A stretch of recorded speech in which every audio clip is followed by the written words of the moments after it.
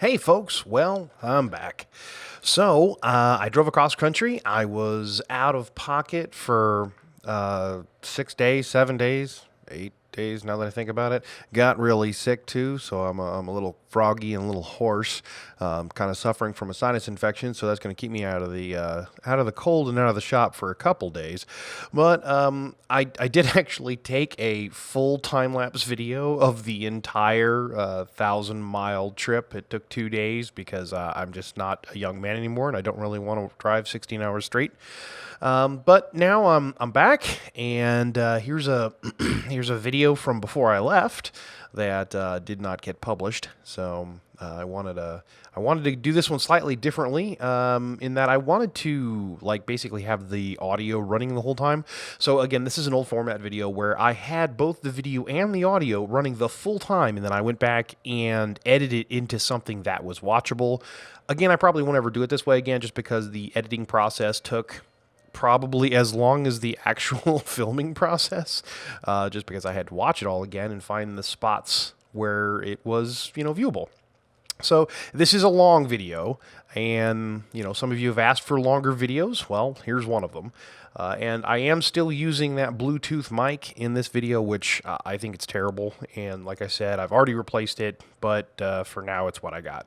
So anyways, sit back. Here we go. Every day I screw this up a little more, I swear. This ledge is really, really narrow, so it's tough to get what I need. All right. So I'm not sure if I want to open the hanger or not today. It says it's 58 degrees outside, and outside it feels, I don't know, the sun's beating down, so it's nice and warm out. I mean, it's nice out. Maybe. I don't mind. Maybe open it a little. Just get some air in here.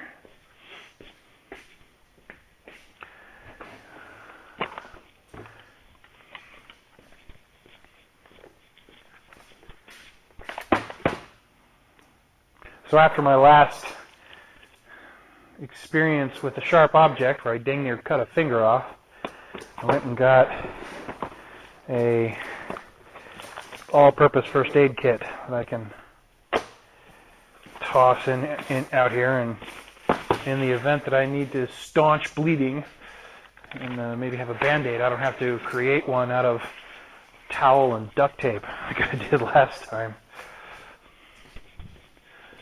So, not a bad idea. Let's see. I mean, just a bunch of crap in here. All sorts of stuff in here. Gauze and tweezers, I guess. Oh, those are the shittiest tweezers ever. Anyway.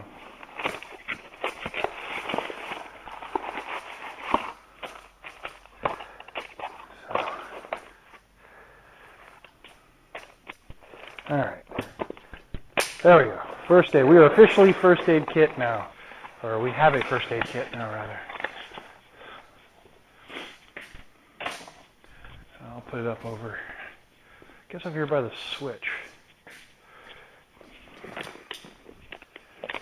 God, it's really cheap.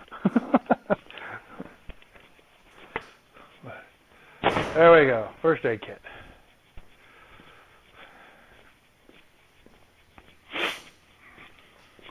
Like I said, I got a couple extra extension cords.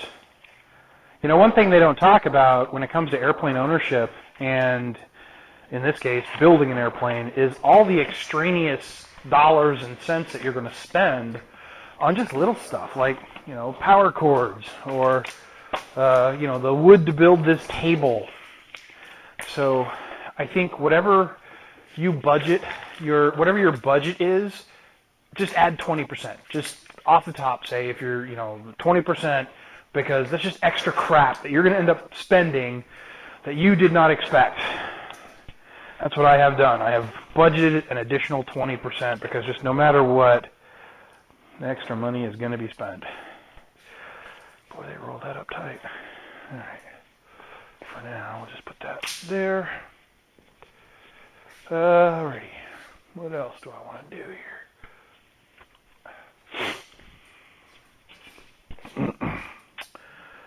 Right. Okay. Other camera.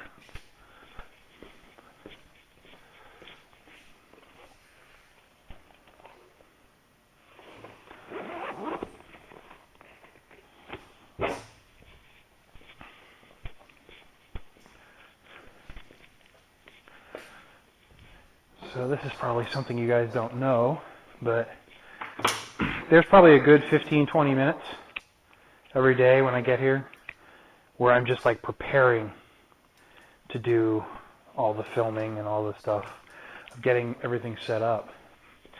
So it's not even like I'm not even doing anything towards the plane yet. This is just the, getting the world set up to do the plane.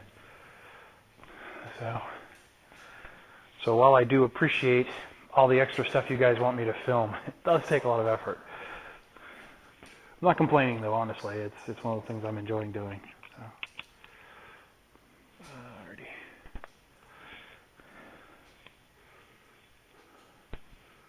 Alrighty. Around that corner. There we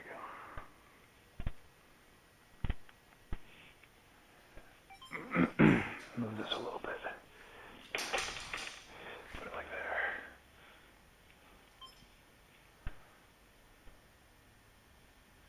I definitely like the idea of another camera, though. I mean, it's nice having, an A and B, but I need a close-up camera too. And I've got some really nice big cameras. My Canon D6 is a great camera. I've never used it to do video though. I've only ever taken stills with it. Not D6, 6D, Canon 6D. The number comes first in Canons. The Nikons, it would be a D6. I always do that. I do have to get it backwards. Yep. Strangers driving around out there. Sometimes I don't want to open the hangar door because people roam around out there. I mean, folks are really nice, I want to hang out and know people and whatnot, but other days I just want to get work done. It's hard to do when there are people wandering around. All right.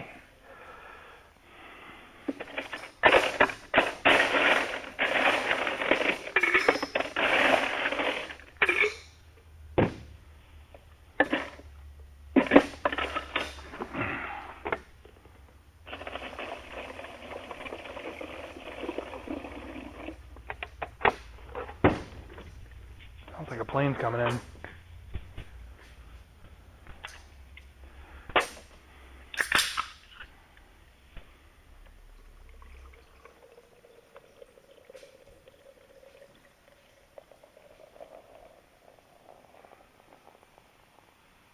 Or a motorcycle. I don't know what that was. Alrighty. We got our camera set up. We got our drink poured.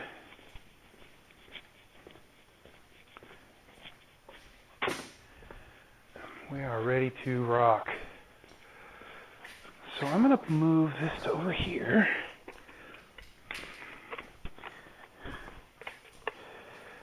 Freaking hoses and cables and cords everywhere. Gotta watch where you step. Because, between air hoses and power cords, something's going to try to trip you. Well, I boogered this up.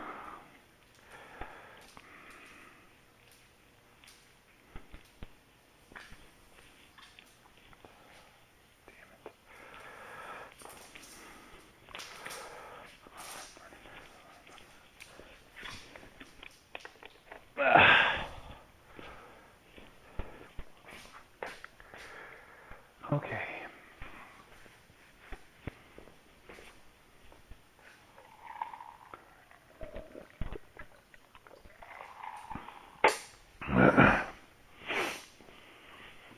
All right.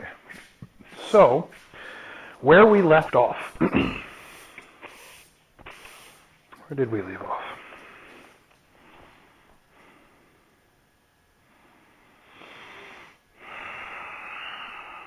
We left off on a different page.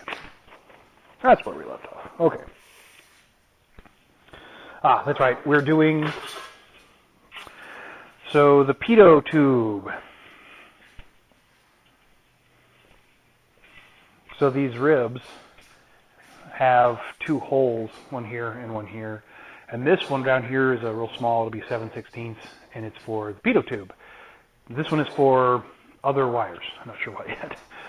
So this one's slightly larger than this one, but it's about drilling these out and putting a snap bushing in, and then doing it over and over again. I talked about this yesterday. I'm going to put in some, I don't have it, where's my tubing?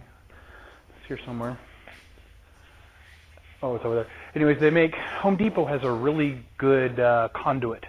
Real thin, real sturdy, flexible, that's designed, but it's not the corrugated stuff. It's actually it's almost like a PVC pipe, but it's real thin, just for something like this. I'm probably going to end up doing that through the plane and like glue that in or something like that. So that just the idea is you don't want the wires to chafe or rub or possibly get damaged. So for now, I'm going to go ahead and do the bushings per the instructions, but I will probably change that down the road.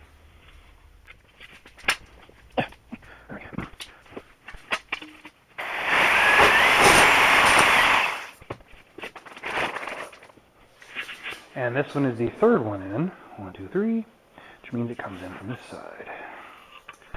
Although again, I don't know if that matters. Get in there.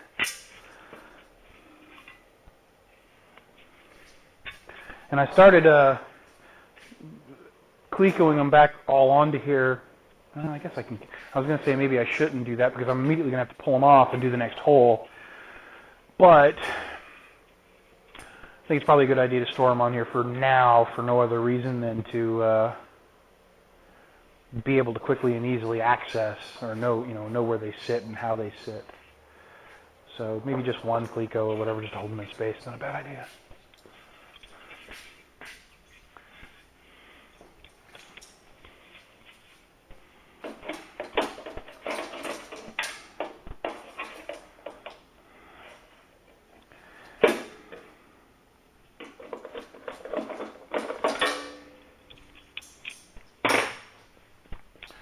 Alright.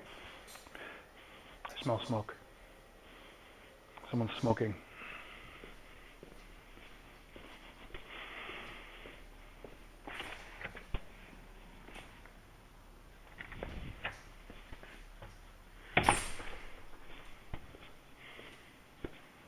I think somebody's in one of the hangars around me smoking. I smell cigarette smoke.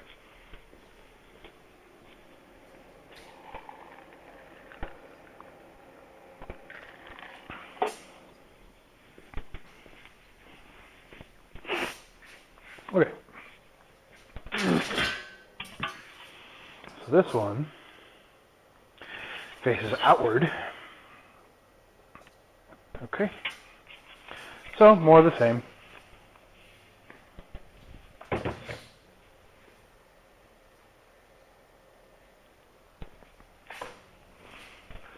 So I'll show you this a little closer. This is a unibit, and I've got a piece of tape around the unibit to say exactly how far I want to go. If you've not used unibits before, they're actually really easy to use. You just kind of push through, and they'll kind of roll around a little bit as you start. But once they get in, now it's perfectly smooth, and then you just go in a little deeper, and a little deeper, and a little deeper. And it makes a hole. That hole's a little sharp, so from the other side, so you might want to either turn it around and go a little bit to clean it, or use a deburring just to clean it.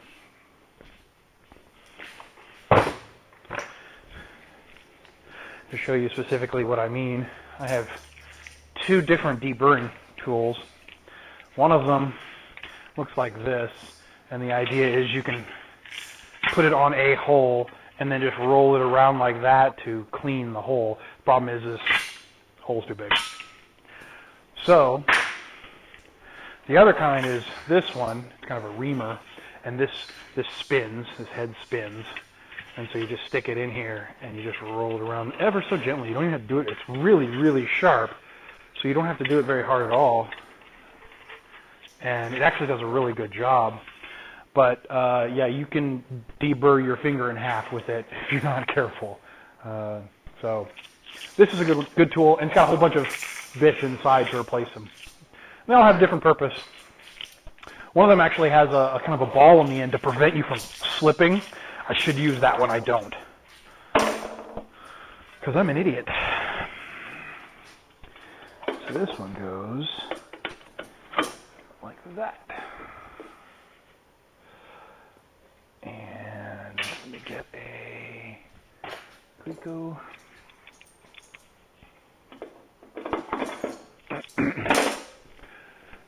So I need to put the bushing on. Interestingly, all the bushings seem to always go from the inside. I wonder why. Wrong bushing. I guess it doesn't really matter.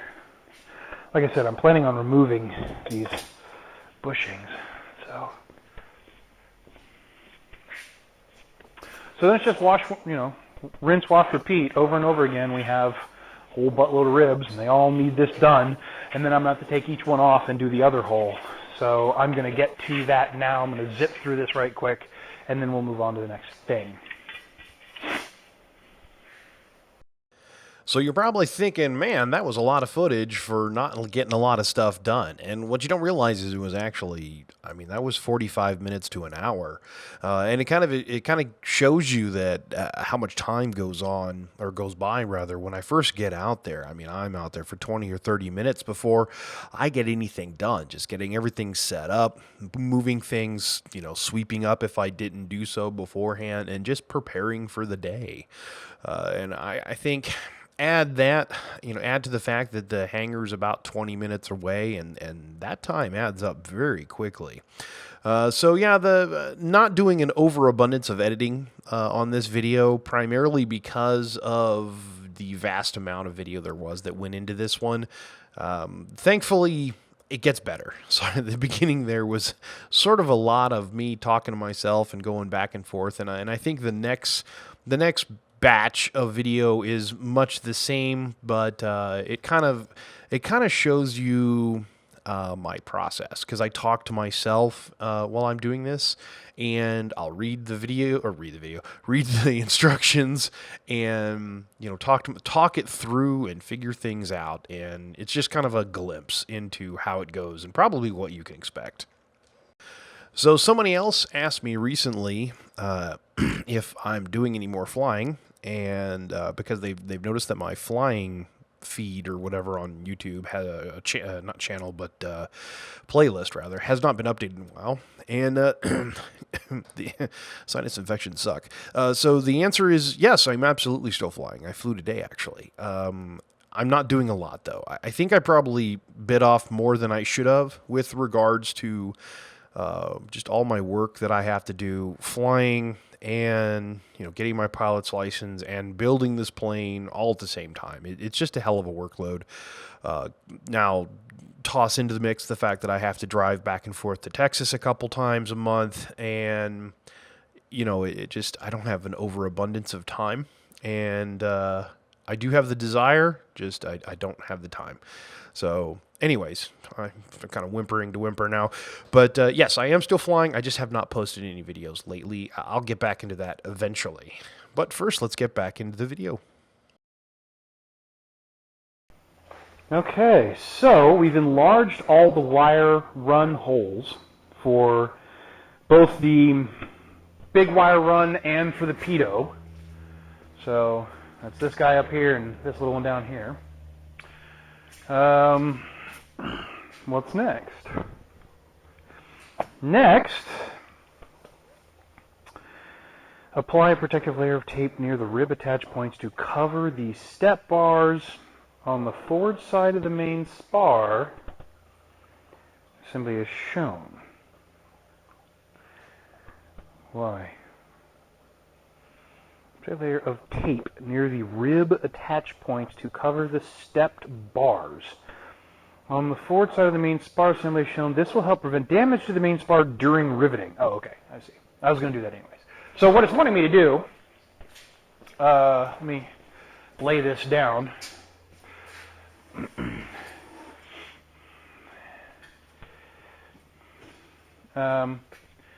So I guess we're going to be riveting next.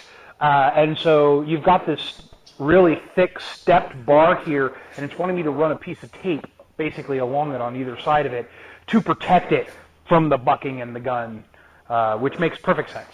I was going to do that anyways, so we'll do that now. And I'm just going to use painter's tape because that works well. Works well for this sort of thing.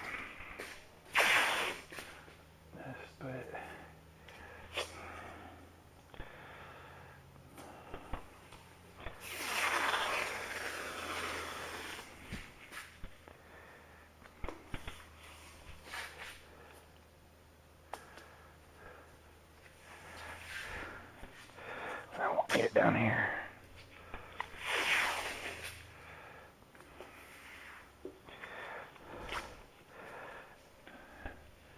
So like that.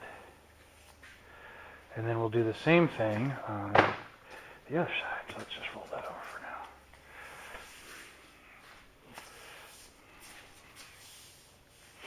So apparently what I was told, this big stepped bar used to be many, many little plates.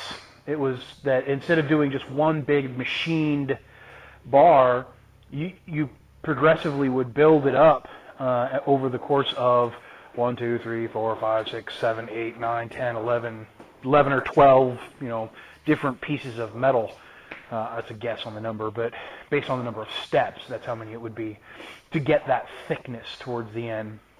I guess this probably is stronger because it is a solid piece of aluminum. Okay. So got that there, got that there. Let's go ahead and flip this over one more time.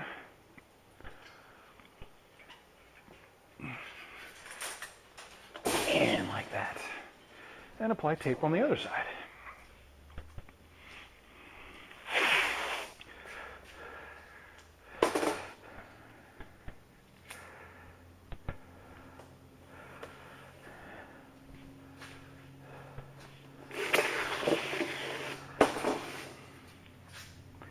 Someone's taken off.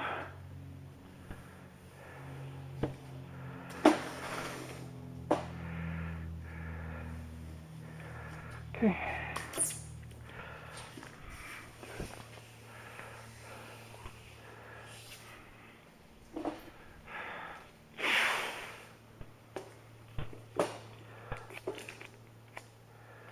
Like that. Okay.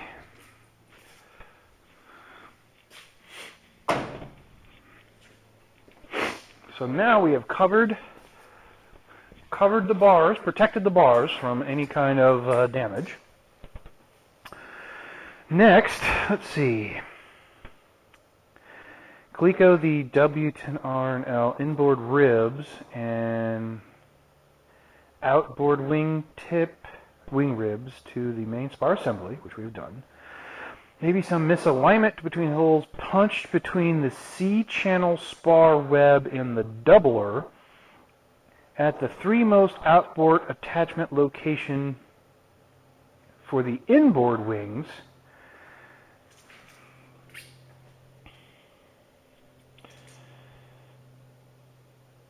Run a 30, number 30 through this hole.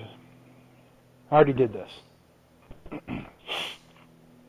This is something I did earlier. So what it says for step number 2 on this page is Glico the inboard wing ribs. It actually says the W1010-R, W1011LR inboard ribs, and the W1012LR outboard wing ribs, the wing ribs basically, all the ribs, there are 15 of them, to the main spar assembly, which we've done.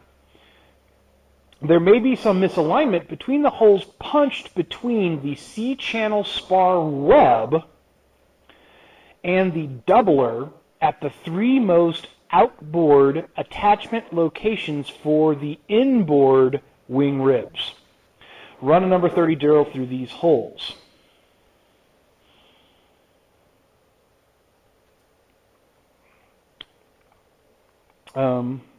I've actually already run number 30 drill through all of the holes. Final drill number 40 forward most holes in the forward tabs of the 7 inboard most. Okay.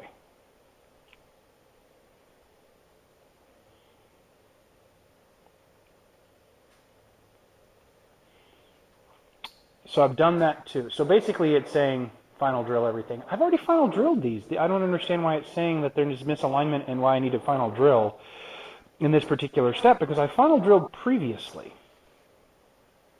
So that I'm a little unclear on. Either way, we'll get to that. We'll figure it out. So for this particular thing, I think the best way for me to do this will be to run the gun on this side and have the bucking bar on the other side. So I need it laying against the table again. So let's do that. Let's pick it back up. Lay against the table. Let me put this here. So I think laying it against the table, like so, will be the easiest. I'm going to move it out just a little bit, and over here as well. And I'm going to, so we're not doing that. So let's grab a, where's my other, oh. Let's grab my clamp here. We're going to clamp this sucker down so it doesn't roll around on us. Where's my wood block? I don't want to.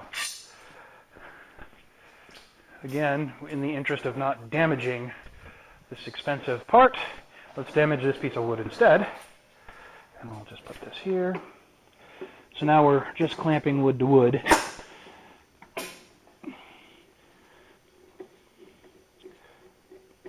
so now, that's solid. That won't move. And probably not a bad idea if I do the same down here. I think it'll be all right. Okay. So how are we going to get in there and do this? I think I need to remove these three and start with this one, then do this one, then do this one, then do this one. These over here have enough space that I can do these by, leave them as they are. But let's see what it says to do.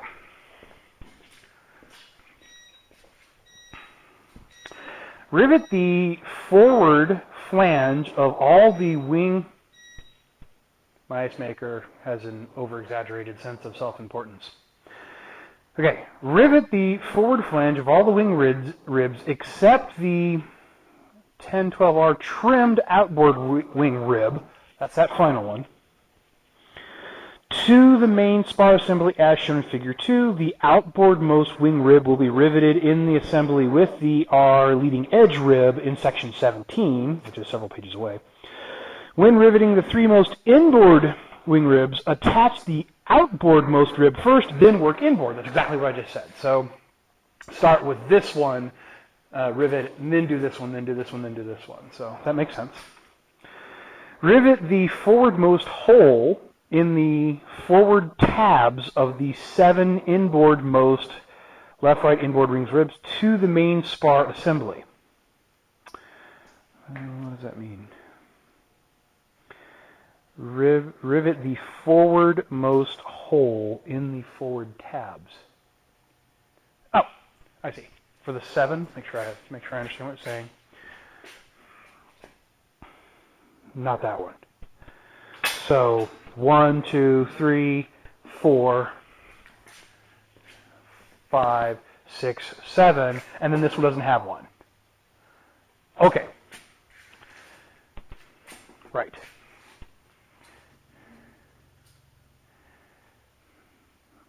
Okay. So, and this is probably going to require a close-up. I'm ready for my close-up, Mr. DeVille. So we talked about this previously, where these are all skin holes, and when the skins get laid over this, each one of these will have a piece of metal over it that the rivet goes in. These rivets, which I'm not sure if you can see, that are already done are for the nut plate that's underneath here, and that's why this is a bigger hole here. Well, you'll see there's nut plate, nut plate, nut plate, nut plate, nut plate, nut plate, little teeny hole, nut plate, nut plate. Well, this little teeny hole looks like it would be a skin hole, but it's actually not. There won't be skin here. For the first 7 of them, each of these little teeny holes in between the 2 nut plate holes also need to be riveted as part of the attachment process of these ribs to the main spar. So, fun. So like I said, I need to do, these 4 have to be done special ordered, and then the rest of them I can do normally. So I'm going to go ahead and get started. I'm going to do all of the shop heads on the inside and all of the rounded heads on the outside, just for ease of riveting. And we're going to start on that here soon. Take that off.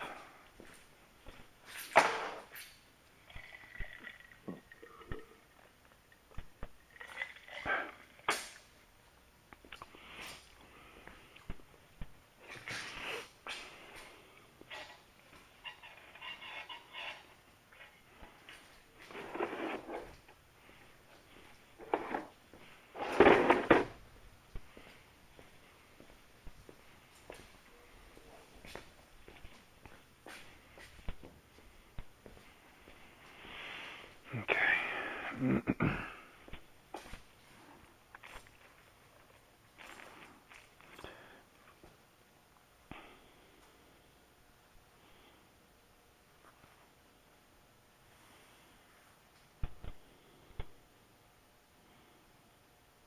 4-7. Looks like 474-7 is the large culprit. This is 4-6, I think. Yeah, it's 4-6. This is 4-5, so I need 4-7s.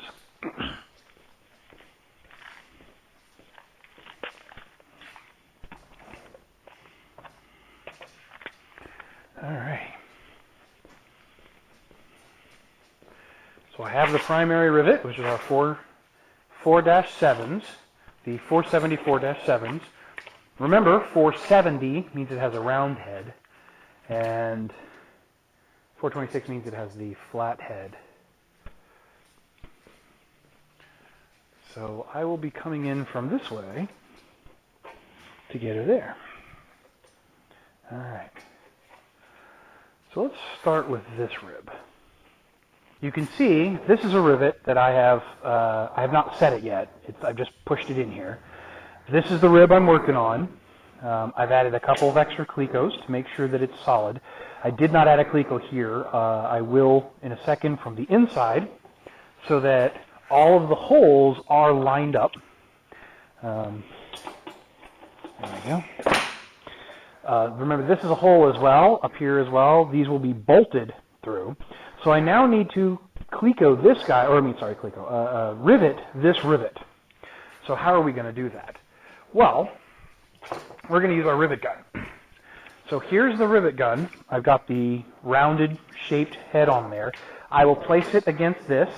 One thing you want to make sure is some of this spring, like this little arm here, sometimes can like get in the way of something when you're riveting, so just make sure that that's not in the way. And some of them also have like a little flange down here. Again, make sure it doesn't get in the way. Right here, it's not going to get in the way at all. So I'll be able to do a nice job here. Just hold that on there and give it a little gas.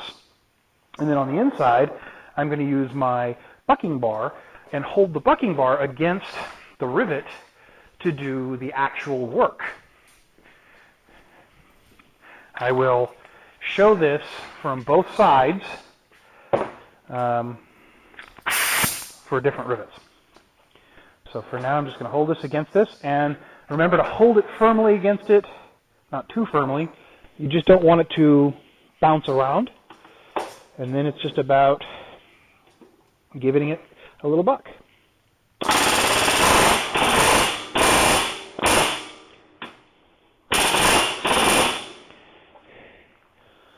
So now get your rivet checker and make sure that it's good on the inside, which it is. You'll notice I held it firm the whole time, even after I was done. And the reason you want to hold it firm even after you're done, because if you don't, it'll sit here and bounce, and it'll mark up the rivet, or worse, the piece. And it's going to happen, by the way. It's just one of those things that happens every once in a while. So that's what it looks like on that side now. This is a finished rivet. And on the inside, it is also good. And I will show you what that looks like.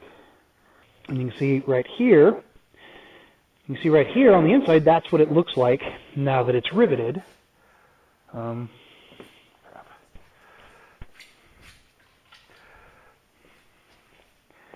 so what I'll do is the next one I will do from the inside here and try to make it, the next one I'll do from the inside here and try to make it so you can actually see what I'm doing.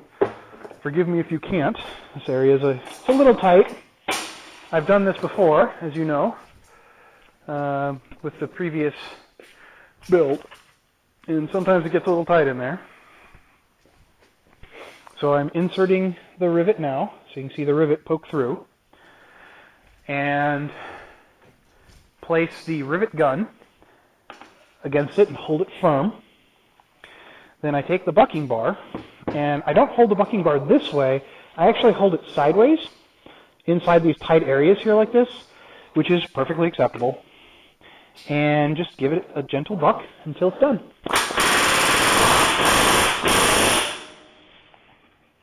Maybe a little more, like that. Check this, and it fits, and it stops. So there you go. We have riveted 2. And so that's what we're going to be doing. We're going to be doing lots and lots of that. So here you're going to see a couple more places where I speed the film up and I go through the process of actually doing the riveting or doing the work that I just spoke about. And there's 2 or 3 more of these, and I'm just not going to talk over them. Like I said, sinus infections suck. So just watch and yeah, booyah.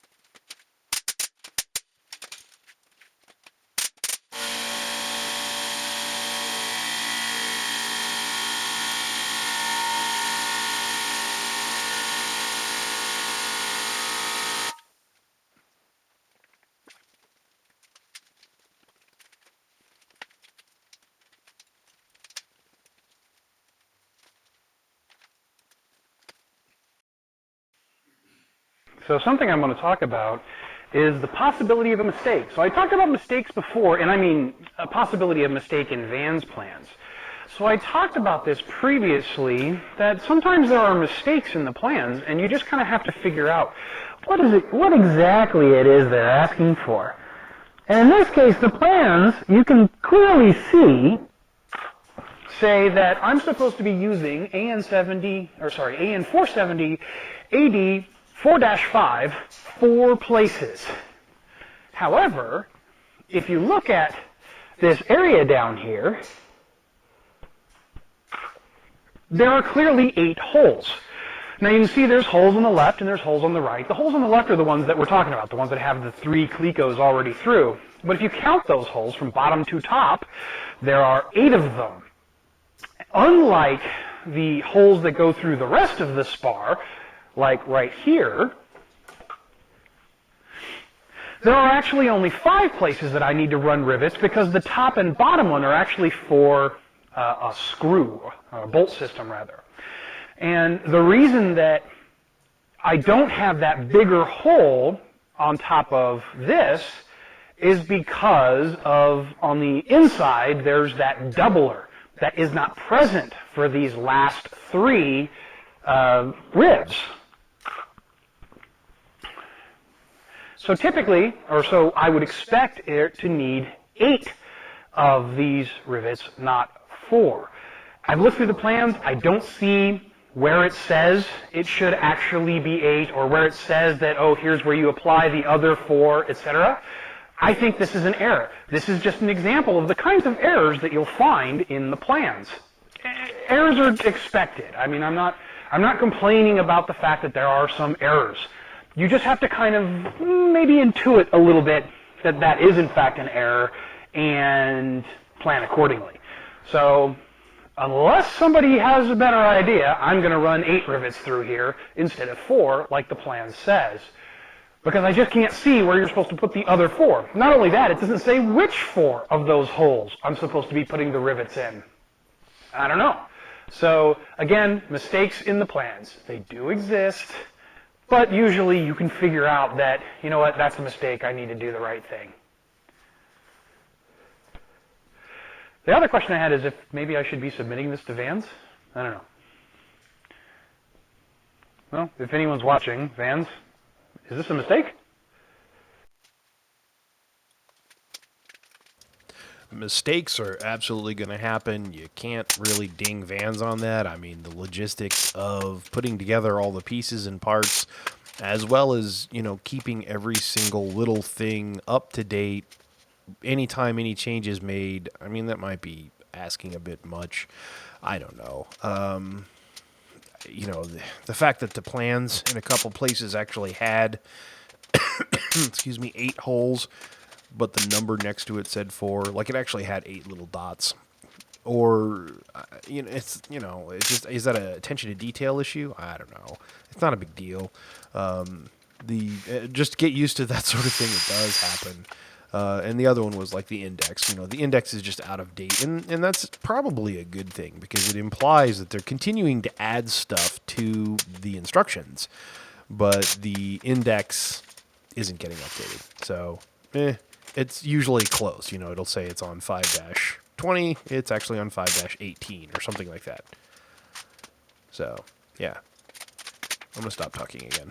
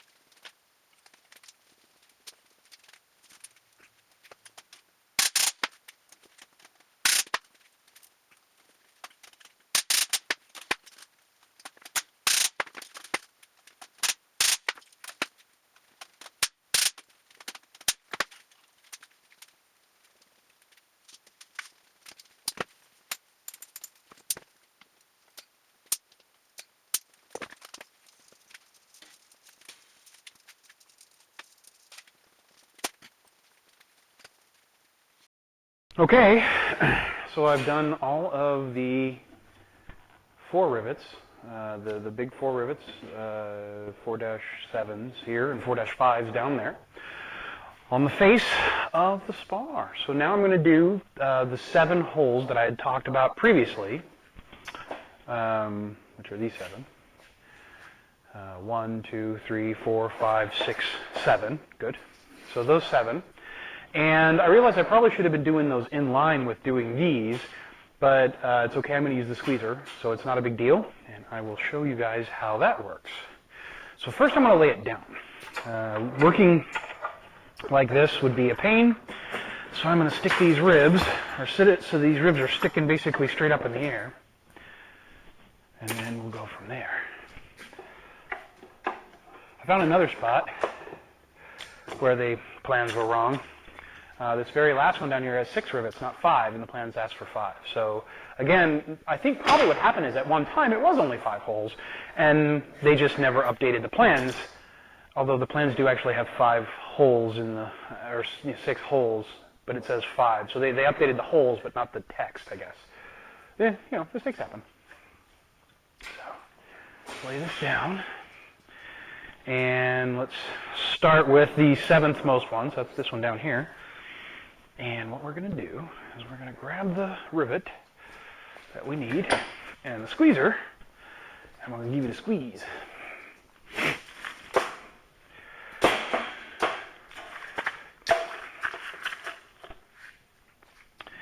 I'm going to put it in here like that. All right, so let's get the camera down here, and I can show you guys what I'm talking about. Again, this is why I need a 3rd camera, so I can do like Jason eye view.